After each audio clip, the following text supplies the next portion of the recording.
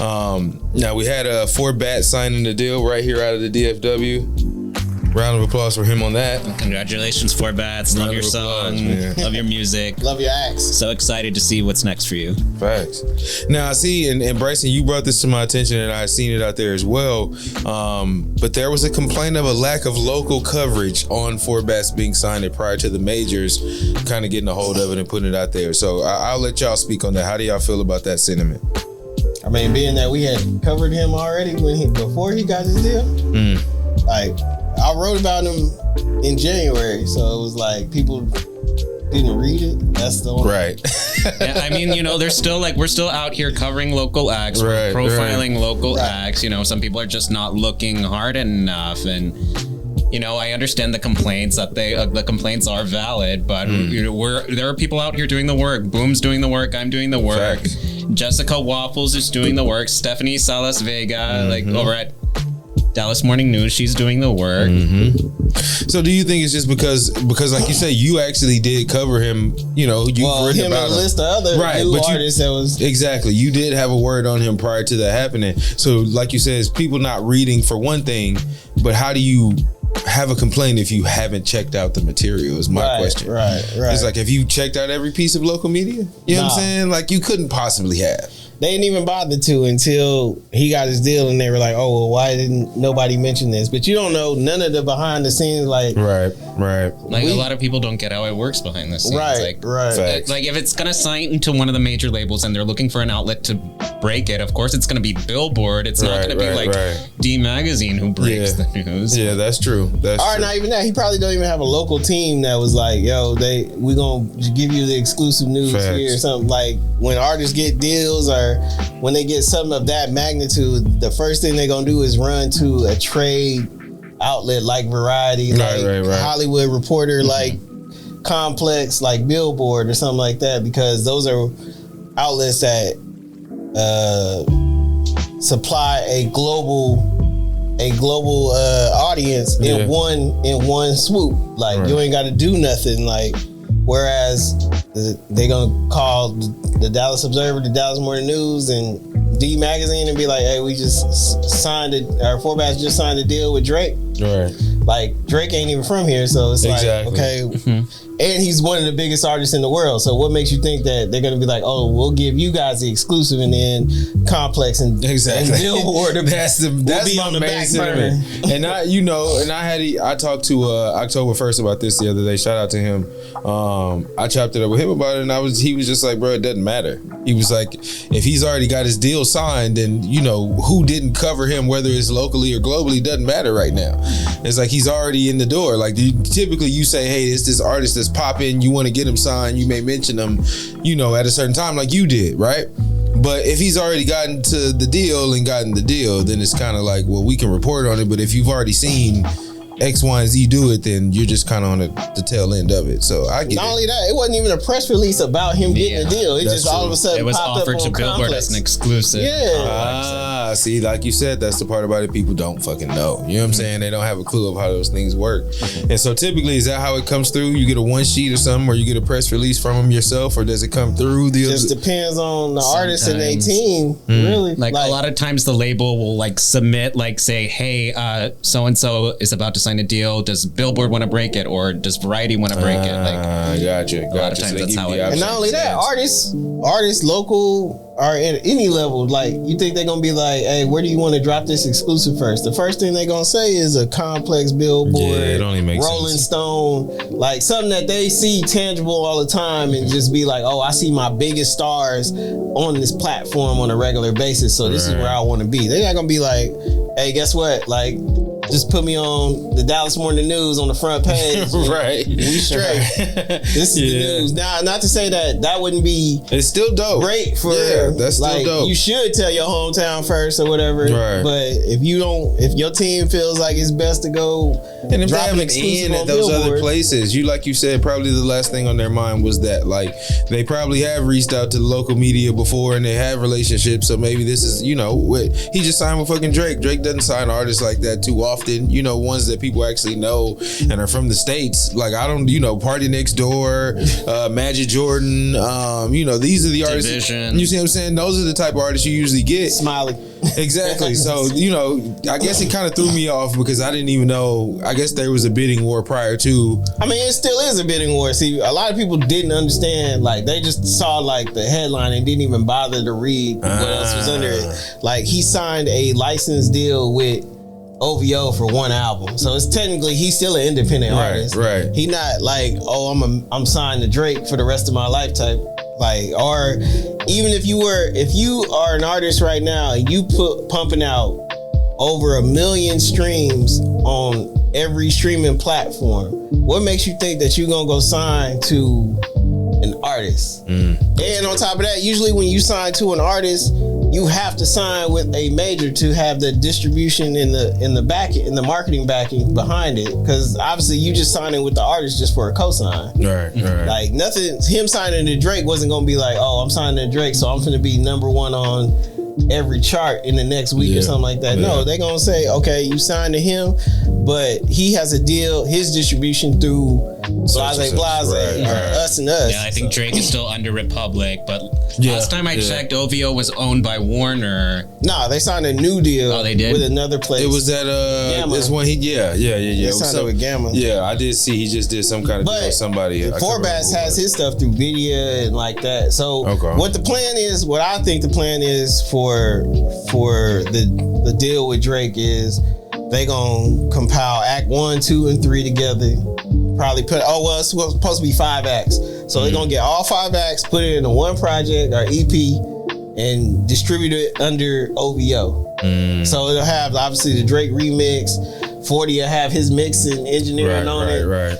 And Forbats will just give you 2 more songs, and then they'll just travel around the world with that. I like it. Festival appearances. Yeah, I like the concept. That makes a lot of sense, especially you're not putting all your eggs in one basket, as they say. So, but especially coming from an artist who literally was couch surfing, and then one day you got Timberland, Kanye, Drake, Yella Beezy, everybody on your phone talking about, hey, let's work together. I want you to come over here and do this. And next you know, you at the arena with Drake, like y'all best friends. That was the first time I seen this, actually physically seen him, was on that little video with him and Drake. Yeah. I had never even seen or knew who he was prior to. So I think a lot of times people, like you say, you know, you get a chance to see what's on the other side of the curtain, give you a little bit more insight to how these things work. You can't necessarily just judge by when you see a bunch of shit drop. And sometimes, bro, just be fucking congratulatory of people that do dope shit and stop looking for the fucking story or the underlining negative to everything, bro. Like, because that's what it had, a very negative undertone. And I really don't care sometimes how I get the media. Like, sometimes it's just good to have information and know some shit and just be like, oh, that's dope, he signed with Drake. Not, oh, why didn't nobody locally cover this? Y'all niggas suck. I mean, it's not like we didn't try. Like, it's not like we reached out to Forbats in January. Like, he didn't have a team together like that. He wasn't. Which is typically the case. A lot of artists out here don't have teams and don't have their shit together. They just flying by the seat of their pants and hardly ever get like a out of here hit like that. Right. To even know what to do when that time comes. You know what I'm saying? To even know what to do, let alone you know how hard it is to fucking grab a indie artist out here to fucking come do interviews and come sit down just for man. I just stopped trying. I don't even ask no more. They make that shit sound like it's like I'd rather talk to y'all. Right. It's like, oh God. But no, that's an interesting thing, man. So if you want to know why, you get it from the horse's mouth here. They'll tell you themselves why or how, or you know what was the circumstances, so you don't have to make assumptions and shit like that. Look, if you're an independent artist in the DFW, one, get your ass a publicist. Get a publicist that can get you your image, your press release, your songs, everything together. And get you a manager when you ready. When you got something to push. Something to manage. Yeah, when you got something to manage. Get something to manage before you get a manager. Like they say. If you want to start getting publications and start getting press and all that and start doing these podcasts and stop flooding people's DMs, asking them, and they ain't gonna listen to you or not even give you the time of day, man. Get you a publicist so they can show that you serious. It don't matter. It's 1 million publicists out here that you can talk to get that you can get to these presses. I mean, people know. I mean, it's also, I admire the work of the people who do like flood the DMs or like at least offer to make a genuine connection with the journalist, because having a publicist, that's not cheap. Having a manager isn't cheap. Being an artist ain't cheap though. Yeah, but you've got to continue to network and maintain a good output of material. Have something, if you are going to reach out to like the journalist individually via DM, kind of have like something to show. Decorum, like, first of all. Yeah. Focus on your fan base. Yeah, which is the other thing. Get you a hot song, get you a fan base that follow you, and we'll eventually come looking for you. Be like, hey, we see everybody talking about you, so we trying to cover a story. It was good. Let's make it happen. Right. So there's so many ways to do it, but a lot of people do it the wrong way. Yeah, then they get upset. Yeah, so. The media don't support us. And it's crazy. Y'all need to stop saying, hey, the media don't support us, because if we turn around and y'all want to boycott like y'all say and do all that, you have no resources and no outlet. You don't have no leverage. What are you taking away from somebody? If I'm already not covering you in your opinion, right? What are you leveraging against me? For me to not cover you some more? Right. Like for me to not say nothing about you now. Like it's a weird dynamic, bro. I just feel like you say, it's relationships, like you say, be able to kind of communicate. I had a guy hit me in my DMs, bro. He was an old NBA player. Right. I'm talking about old NBA player, right? So he hit me and basically he was asking, do I interview people? Like, I like what y'all do. How do you go about you interview, blah, blah, blah. I guess it was just a spam mail though, because when I replied, I was like, oh, okay. I'm like, all right, cool. If you ever in the area, I'm down. I prefer not to do Zoom podcasts. I'm not that kind of guy. I'll do it if somebody wants to pay me to do it. But I don't like to do my own that way. You know what I'm saying? It's very impersonal. Yeah, like I haven't gotten to that point yet. Like maybe I'm just not that great of an interviewer. Right. And so he was like, when he replied, he was like, here's what I want you to do. And I was like, oh, nah, this conversation's done. Like, he just gave me a list of things to do to be able to interview him like I solicited for the interview. And I was like, oh, nah, bro, you definitely need a publicist. Contact my people. Yeah, this is done. What? Like, nah, see, that kind of shit I don't like. Like, I like a genuine conversation. Let's talk. If it's going to be something that we can come to mutually that makes sense, then yeah. But, that's never how it is. And I'm going to be honest with you. In my history with a lot of local acts, a lot of them show up with nothing to talk about, and I don't like that. Like I've had a lot of conversation with now some of them are great, but a lot of times, and maybe it's just my experience with rappers, but they're not very forthcoming with a lot. Like you're asking, everything is a secret. Like you don't really want to tell me who's on your album because you wanted to keep it a secret. Like when's the video coming? Who shot it? Oh man, it's gonna be dope when it comes. They ain't got clearance. They ain't got clearance on that. They ain't got. Sometimes you have to wait for clearance. I get that, but. Come on, bro. Give me something. What we here for? What can I ask you? Now, if you was Yella Beezy or something, okay. But come on, bro. Show the producer some love that's on your shit. They need some love, bro. Show who else. The engineer, the photographer. Where's the artwork? Like, it's just weird to see now. And like, it's a different dynamic than it used to be back in the day, because you all used to get the music first.